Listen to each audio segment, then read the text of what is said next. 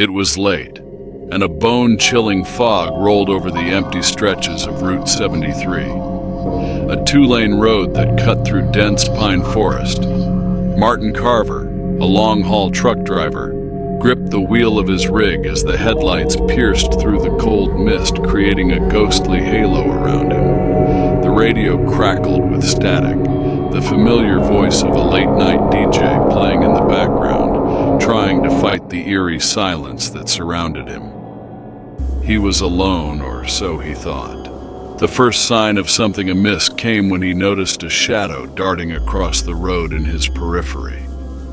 Martin's eyes flicked to the rearview mirror, catching a brief, disorienting flash of movement. He shook it off, attributing it to fatigue. But then the next thing made his blood run cold. A figure stood at the roadside, illuminated by the truck's high beams. It was impossibly tall, draped in tattered, dark clothing that blended with the night. It raised a thin, bony arm and pointed at him. Just as he thought to press the gas, the radio crackled again. But this time it was not static. A low, hollow voice whispered, "Turn back." Martin's heart hammered against his ribs as he swerved, the tires squealing against the asphalt.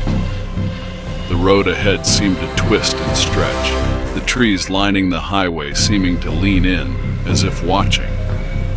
He could swear he saw faces in the bark, hollow eyes staring, mouths contorted in silent screams. The figure had vanished, but the unsettling feeling grew. Suddenly, his headlights caught something in the distance.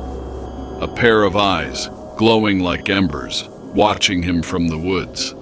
And then another, and another, until the road was lined with dozens of those eyes, unblinking, waiting. Martin's pulse quickened, his hands slick with sweat. His breath came out in ragged gasps as the engine sputtered, a sudden sharp noise cutting through the silence. The truck rolled to a stop, and for a heartbeat there was nothing but the cold, waiting fog. Then, the voice came again, this time louder, more insistent. "Turn back now. It's too late." But Martin couldn't move. A deep, primal fear gripped him, forcing him to stare straight ahead as the shadows stepped forward, revealing twisted, spectral shapes, each more nightmarish than the last. One of them, the tall figure, stepped from the mist, face obscured by a hood that whispered like 1,000 voices. The last thing Martin heard before everything went dark was the screech of tires skidding across the road and a whispering wind that carried the same words over and over.